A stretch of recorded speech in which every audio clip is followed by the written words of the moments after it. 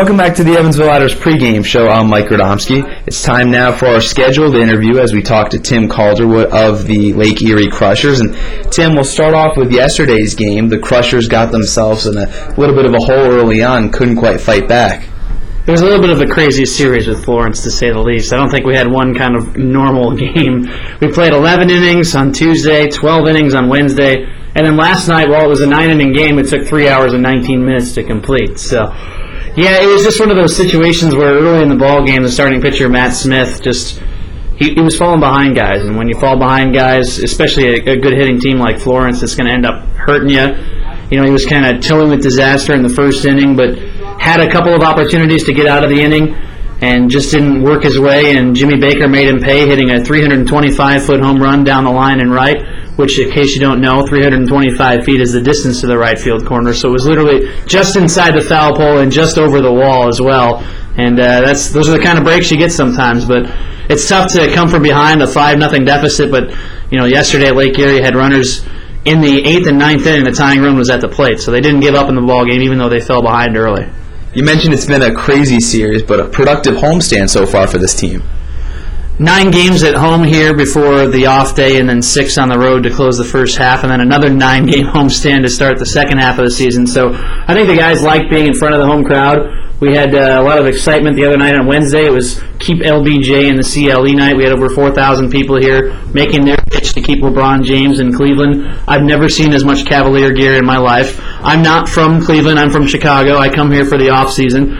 But it was kind of cool to see all the crowd with all the Cavaliers gear and the really nice uniforms that the Crushers wore. So there's been a lot of exciting promotions, and it's going to continue this weekend with 2 fireworks dates around this series. So are we expecting another big crowd of 3,000 or 4,000 again?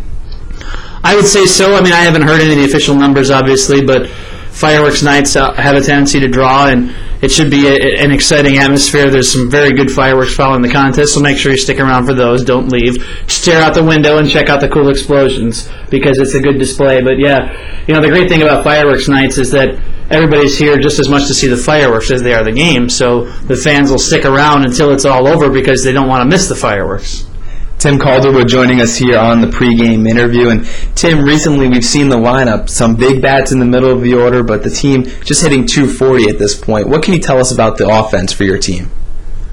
Well, I think the biggest thing is it has to start at the top of the lineup, and the bottom line is out of the leadoff spot, Dom Duggan's been struggling to get on base a little bit, but last night he got on base 4 times and stole 3 bases, which is what he's capable of doing.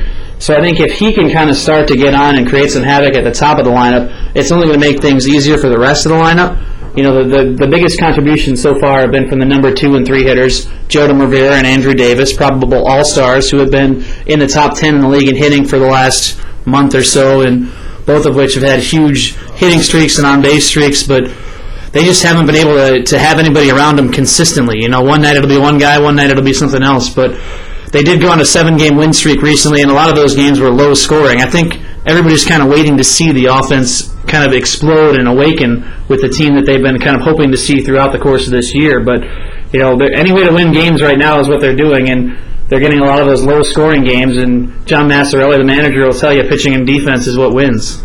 Josh Roberts, a very strong start to the season, 4 wins, an ERA right around 1.8. What makes him so successful this year? Well, the biggest thing he does is pitches to contact, and if you look at the numbers, the Crushers are not a strikeout pitching team in terms of a pitching staff. What they do a lot of is trust their defense, and this is the second best defense in the Frontier League right now, who has turned the most double plays of any team in the Frontier League, and Josh Roberts is a guy who knows that.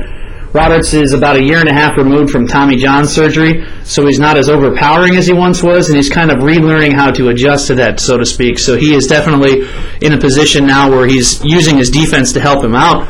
And, you know, if he walks a guy or gives up a base hit, he's going at the next guy, approaching him to try to get a double play. And I've seen that happen more than once this season. So that's the biggest thing with him is he trusts his defense all the way around, and this defense is...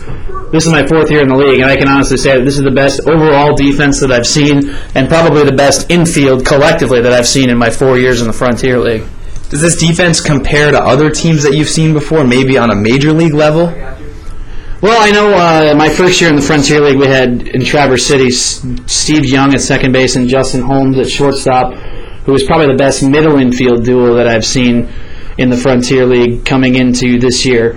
And obviously I think Saylor and Rivera trumped that with the way they've been playing this year. But John Massarelli has said on more than one occasion, that he feels like any one of the 4 infielders could be transported 30 miles down the road into Cleveland, and that they could play defense for the Indians because they're that solid defensively. He feels like they play major league caliber defense here. It's Melvin Jimenez on the mound tonight. What can we expect to see from him?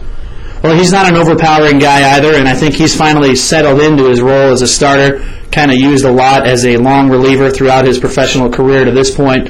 His last 2 starts have been very strong, quality starts in each appearance. Last time out, in fact, 5 strikeouts, a season high, and he didn't walk a single batter. The problem with S. Melvin this year has been a tendency to get involved in some high pitch counts. And if he gets involved in high pitch counts early, it's going to mean a shorter night for him. But the last 2 games, he's kind of falling into the mold of the rest of the staff, which is, I'm going to let the defense do the work around me. And I think the coaches have kind of felt that, he's been a little bit of a work in progress coming into this season, but he's definitely starting to take those steps forward that they were hoping to see. He began the year in the bullpen and moved from the bullpen into the rotation due to some injuries early on in the season. And, he was in contention in spring training for a rotation spot, but he was a logical choice to just kind of slide in, and it's just taken him a couple of starts to get adjusted to where he is now. Tim, thanks again for joining us. Best of luck the rest of the season. Pleasure as always, Mike. That was Tim Calderwood, the play-by-play voice of the Lake Erie Crushers, and we'll be right back on the Evansville Otters pregame show right after this.